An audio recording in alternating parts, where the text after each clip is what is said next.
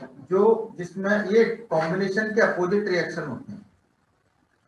Combination में क्या हो रहा है, टू और मोर रिएक्टेंट मिलकर सिंगल प्रोडक्ट बना रहे हैं।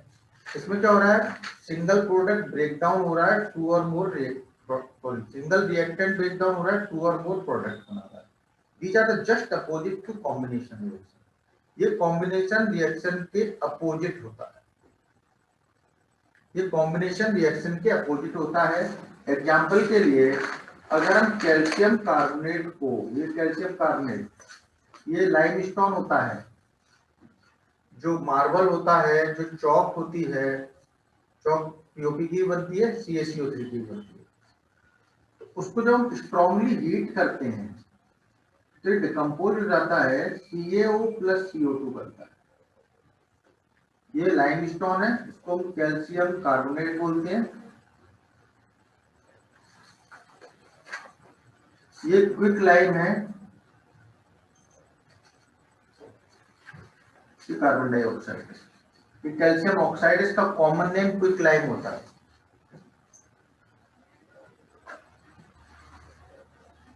ये कैल्शियम कार्बोनेट, इसका कॉमन नेम लाइमस्टोन होता है।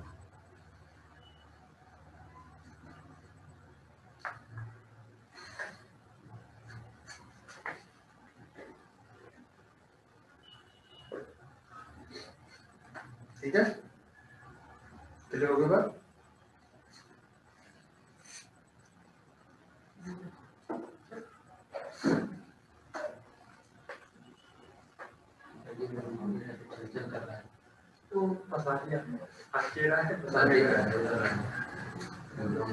देखिए, अब कॉम्बिनेशन रिएक्शन में जब बॉन्ड बॉन्ड ब्रेक होते हैं, ठीक है, तो बॉन्ड ब्रेक करने के लिए उनको एनर्जी देनी पड़ती है, तभी तो बॉन्ड टूटेंगे, नए बनेंगे।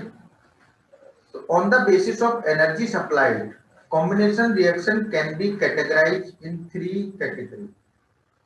कौन सी एनर्जी सप्लाई करके हम कॉम्बिनेशन रिएक्शन को, सॉरी, कौन सी एनर्जी सप्लाई करके हम डिकम्पोजिशन रिएक्शन करा रहे हैं। डिकम्पोजिशन रिएक्शन में बॉन्ड ब्रेक होते हैं, it will require energy. On the basis of energy supplied, decomposition reaction are 3 type. सबसे पहले हम पढ़ रहे हैं थर्मल डिकम्पोजिशन।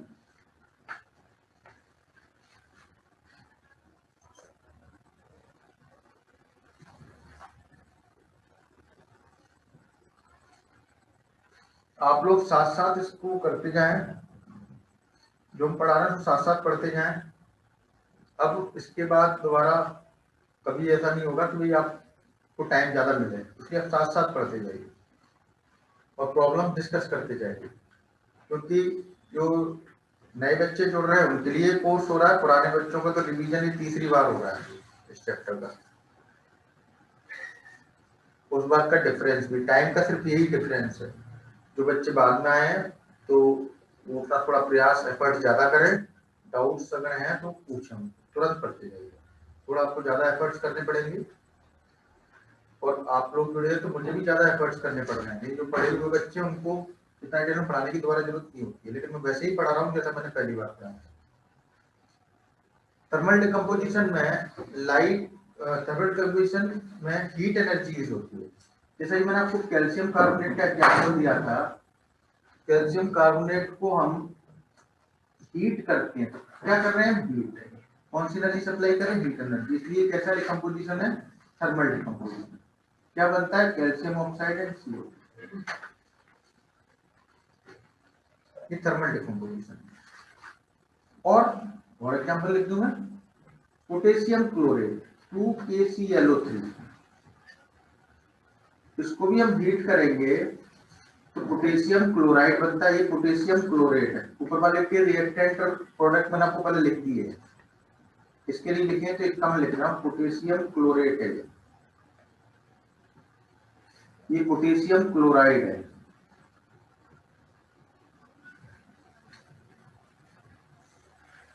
प्लस क्या बनाएगा, 3O2।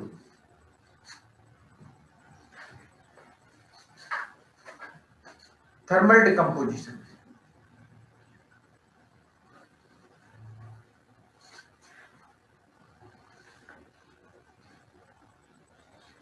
कौन कौन सी एनर्जी यूज कर रहे हैं?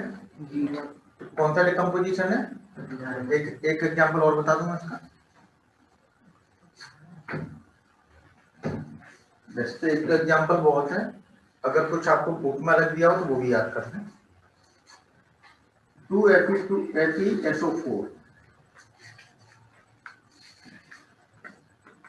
इसको हीट करेंगे Fe2O3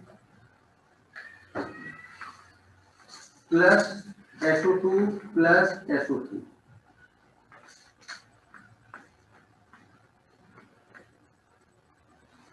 ये आयरन सल्फेट,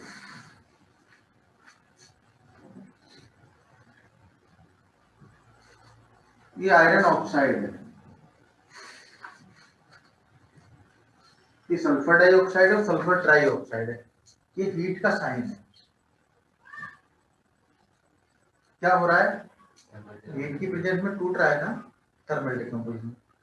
रिएक्शन लिखकर याद करिए, रिएक्शन आप लोग लिखकर याद करिए।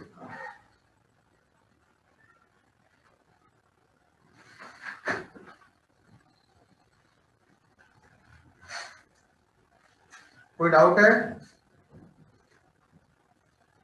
हिमांशु समझ में आ गया आपको? Yes sir. आपने चैप्टर किया पहले? नहीं सर, ये वाला नहीं करा था मैं, सेकंड चैप्टर की, मतलब मैं बायोलॉजी की स्टार्टिंग में आया था। अच्छा, नहीं बीच में रिवीजन कराया था तब तेरी तब भी नहीं थे तुम? हाँ तब तो करा था सर, तब मैंने ये स्टार्टिंग वाली क्लास मिस कर दी थी, फिर मैंने ये थर्मल से तो स्टार्ट कर दिया था। कोई बात नहीं, अभी समझ में आ गया? Yes sir, yes sir. सिद्धांत आपको समझ में आ गया बेटा? हाँ सर। आगे चलते हैं। सेकंड वो पढ़ रहे हैं हम, इलेक्ट्रोलाइटिक डिकम्पोजिशन। मतलब when electricity is used to decompose a product, sorry a reactant, किसी भी रिएक्टेंट को डिकम्पोज करने के लिए thermal reaction, when decomposition reaction are carried out by using electricity, ये कह सकते हैं। जब डिकम्पोजिशन रिएक्शन किसकी सहायता से हो रही है? इलेक्ट्रिसिटी। क्या कहेंगे उसको? Electrolytic decomposition. जैसे हम सोडियम क्लोराइड से इलेक्ट्रिसिटी पास कर दें, इसके मोल्टन सॉल्यूशन में से इलेक्ट्रिसिटी पास करें, सोडियम अलग हो जाएगा, क्लोरीन अलग हो जाएगा। आप ये भी लिख सकते हैं, आयन ना बनाए तो भी सोडियम लग सकते हैं, क्लोरीन लग सकते हैं। सोडियम क्लोराइड ये किसके पास करने से हो रही है? इलेक्ट्रिसिटी।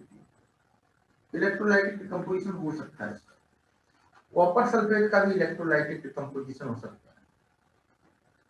जो मेटल होती हैं, मेटल कंपाउंड को हम अगर डिकम्पोज करना चाहते हैं तो हमको इलेक्ट्रोलाइटिक डिकम्पोजिशन हम कर सकते हैं, जो हाई रिएक्टिव मेटल होते हैं।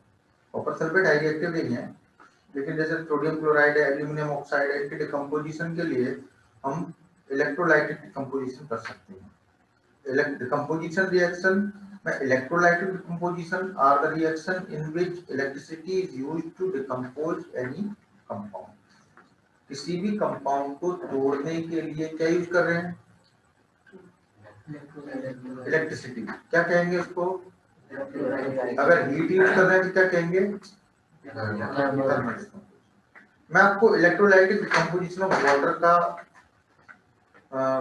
डेमोन्स्ट्रेशन बता रहा हूँ। आपके बुक में भी एक टम्बलर बना हुआ है, छोटा सा मग का, प्लास्टिक का।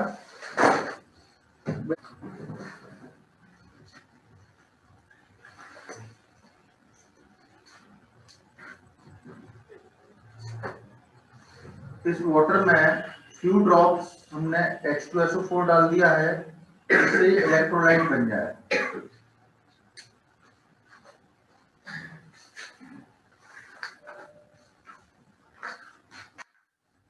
सल्फ्यूरिक एसिड, ये पॉजिटिव टर्मिनल से जुड़ा तो एनोड हो गया,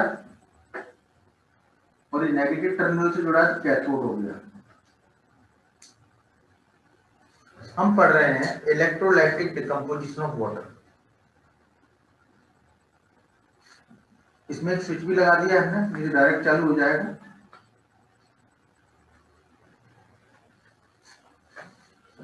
और उसको चालू करते हैं, इसमें करंट फ्लो होगा। करंट वाटर में से पास होगा तो वाटर का डिकम्पोजिशन होगा, क्या रिएक्शन होंगी वो यहाँ लिखा।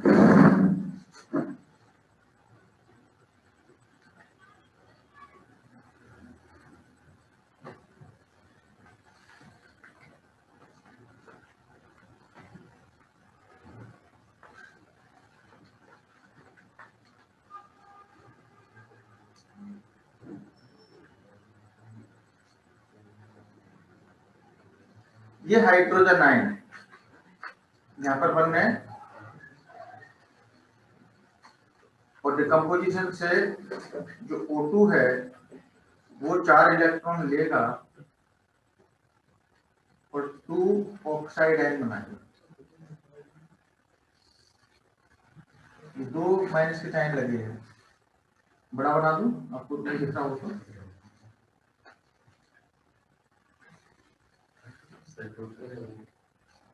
क्योंकि इसका चार्ज 2 होता है, तो चैप्टर 5 पढ़ने के बाद पूरी केमिस्ट्री पढ़ने के बाद ऐसे पूछेगा तो राम मान ले सकते,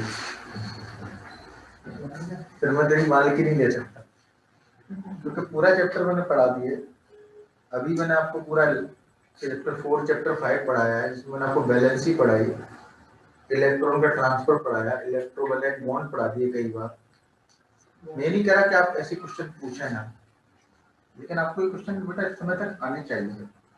बहुत ऐसे क्वेश्चन सुनकर मुझे घबराहट हो जाती है कि तुम्हारा क्या होगा।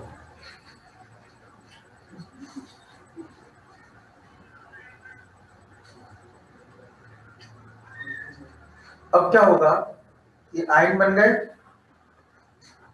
ये वाले आयन देखिए इस पर कैसा चार्ज है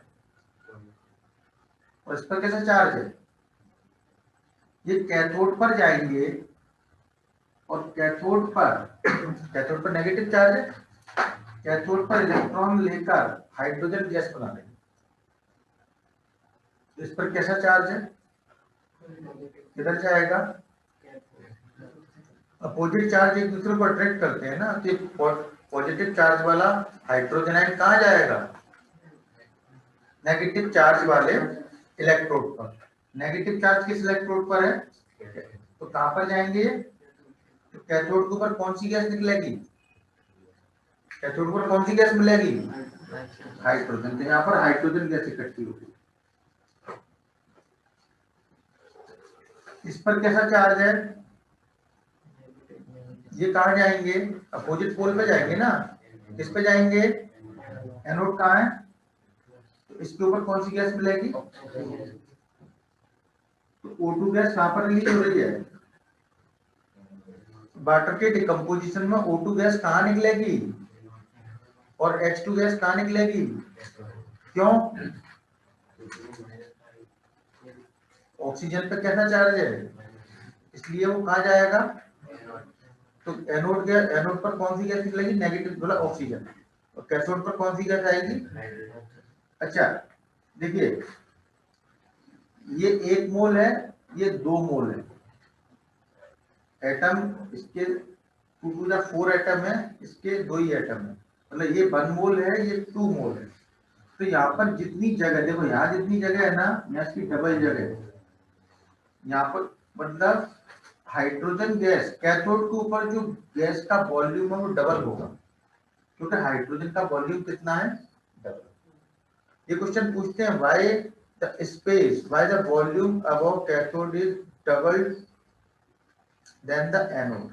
ऑक्सीजन 1 मोल है तो ऑक्सीजन कम जगह दे रहे हैं, हाइड्रोजन 2 मोल है इसलिए हाइड्रोजन ज्यादा जगह दे रहे हैं, इसलिए एनोड के ऊपर स्पेस ज्यादा दिखेगी, सॉरी कैथोड के ऊपर स्पेस ज्यादा दिखेगी, क्योंकि वहां पर हाइड्रोजन गैस 2 मोल वॉल्यूम में प्रेजेंट है, डबल है ना। कोई का साइज कम है, कोई का ज्यादा है, तो ज्यादा जगह घेरेगा कि नहीं घेरेगा, आपकी क्लास में भी आपके डबल साइज का बच्चा है तो ज्यादा जगह घेरेगा कि नहीं घेरेगा, बच्चा तो एक ही है ना, मोल एक ही है, साइज उसका डबल है, एलिमेंट एक ही है लेकिन वॉल्यूम उसका डबल है। कोई डाउट है इसमें, आप देख लें, जिसको इस एक्टिविटी में प्रॉब्लम आ रही है कोई भी बच्चा पूछ सकता है, आपके सामने भी सारी चिट्ठी खुली रखी है, चिट्ठी क्या, चिट्ठी मीन्स लेटर, खत।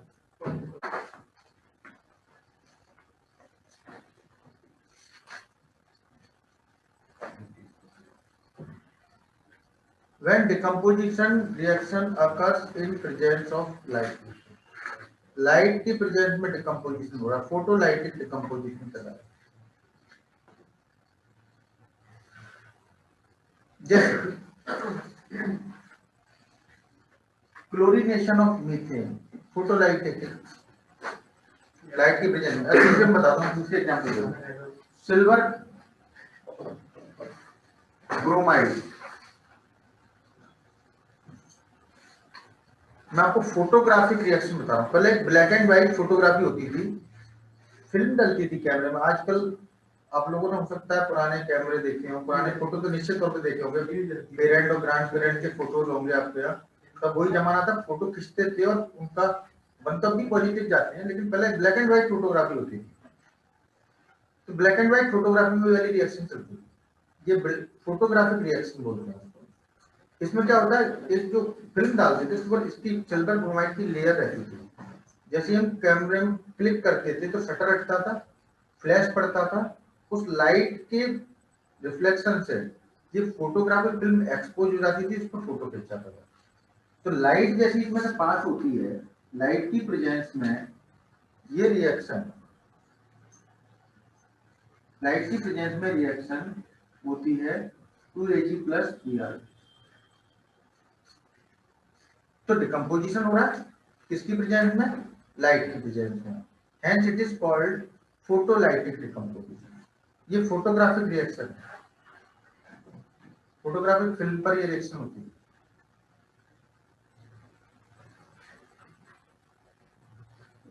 और similarly 2AgCl light 2Ag plus Br। Silver chloride को ग्रे कलर का होता है, उसको हम अगर सिल्वर क्लोराइड व्हाइट कलर का होता है, उसको अगर हम किसी डिश में रख दें धूप में, लाइट में, तो क्या होगा, वो ग्रे कलर के सिल्वर में टर्न हो जाएगा। व्हाइट कलर का पाउडर सिल्वर क्लोराइड का फोटोलाइटिकली डिकम्पोज होकर ग्रे कलर का सिल्वर में चेंज होता है। फोटोलाइटिक रिएक्शन है, आप लिख लें। डिकम्पोजिशन रिएक्शंस के मैंने आपको 3 टाइप पढ़ाए हैं। आप देखिए, आपको मैंने डिकम्पोजिशन रिएक्शन 3 टाइप पढ़ाए हैं।